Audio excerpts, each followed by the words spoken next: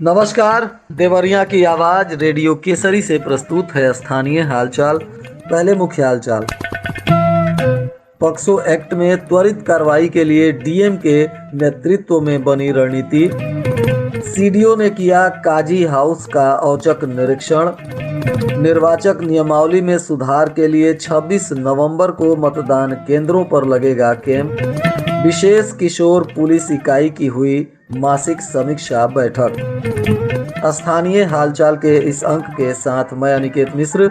अब हालचाल विस्तार से।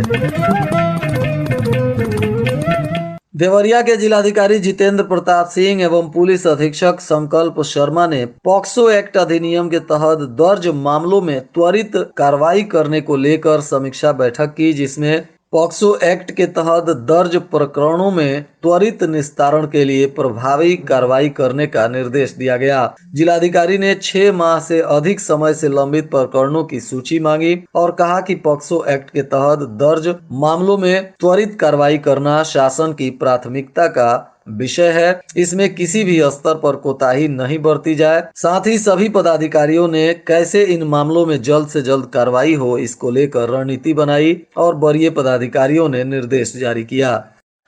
मुख्य विकास अधिकारी रविंद्र कुमार के द्वारा आज काजी हाउस बैकुंठपुर विकासखंड देवरिया का आकस्मिक निरीक्षण किया गया। इस दौरान 43 गोवंश संरक्षित पाए गए। सीडीओ को गौशाला के नोडल अधिकारी ने बताया कि पुलिस द्वारा पकड़े गए 7 गोवंश एक सप्ताह पूर्व संरक्षित किए गए हैं। एक गोवंश जो कि विगत 3 दिवस से बीमार चल रहा था, उसकी दवा नियमित चल रही थी, जिसकी आज मृत्यु हो गई। पशुधन प्रसार अधिकारी द्वारा बताया गया कि कार्यालय केंद्र काजी हाउस से मात्र 1 किलोमीटर की दूरी पर है और उनके द्वारा नियमित रूप से यहां पर आकर चिकित्सा एवं अन्य कार्य संपन्न किए जाते हैं। इस दौरान सीडीओ ने गोवंशों को ठंड से बचाव को लेकर की गई व्यवस्थाओं का भी जायजा लिया और पर्याप्त व्यवस्था न होने पर नाराजगी व्यक्त की और कहा कि ठंड से बचाव के लिए गोवंश में 2 तरफ से तिरपाल लगाए गए थे और 2 तरफ खुला था। उन्होंने वहां मौजूद पदाधिकारियों को निर्देशित किया कि यहां जल्द से जल्द तिरपाल से घेर दिया जाए। साथ ही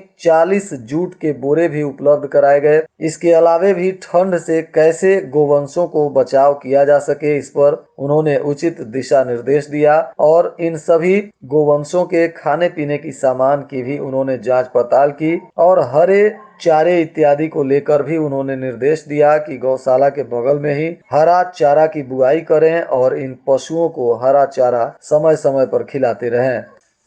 जिला उप निर्वाचन अधिकारी एवं अपर जिलाधिकारी गौरव श्रीवास्तव ने बताया कि अर्हता तिथि 1 जनवरी 2023 के आधार पर विधानसभा निर्वाचन क्षेत्रों की निर्वाचक नामावलियों के विशेष संक्षिप्त पुनरीक्षण का कार्यक्रम 9 नवंबर से चल रहा है और इसी को लेकर अब उक्त कार्यक्रम के सफल संपादन के दृष्टिगत 26 नवंबर के दिन यानी शनिवार को तृतीय विशेष अभियान चलाया जाएगा। जनपद के समस्त ऐसे नागरिक जो 1 जनवरी को 18 वर्ष की आयु पूर्ण कर रहे हैं, वे लोग मतदाता निर्वाचक नामावली में अगर पंजीकृत हैं परंतु उनकी प्रविष्टि में कोई अशुद्धि है तो उसे शुद्ध कराने के लिए, या किसी की मृत्यु हो गई है या किसी लड़की की अगर शादी हो गई है और अपने पति के घर चली गई है, तो ऐसे नामों को परिमार्जित करने के लिए 26 नवंबर को जनपद के समस्त मतदान स्थलों पर बूथ लेवल ऑफिसर सुबह 10 बजे से 4 बजे तक बैठकर अभियान चलाएंगे।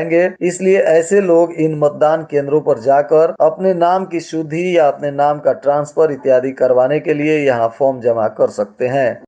पुलिस लाइन देवरिया के मनोरंजन कक्ष में विशेष किशोर पुलिस इकाई की मासिक समीक्षा बैठक की गई। इस अवसर पर प्रधान मजिस्ट्रेट किशोर न्याय बोर्ड के अंकित राज सिंह की अध्यक्षता में यह बैठक हुई, जिसमें अपर पुलिस अधीक्षक प्रभारी विशेष किशोर पुलिस इकाई और अपर पुलिस अधीक्षक राजेश कुमार सोनकर के द्वारा एसजेपीयू में कर्तव्य एवं दायित्व के बारे में अवगत कराया गया तथा किशोर न्यास अधिनियम के अनुरूप बच्चों के हित में कार्य करने के लिए भी निर्देशित किया गया।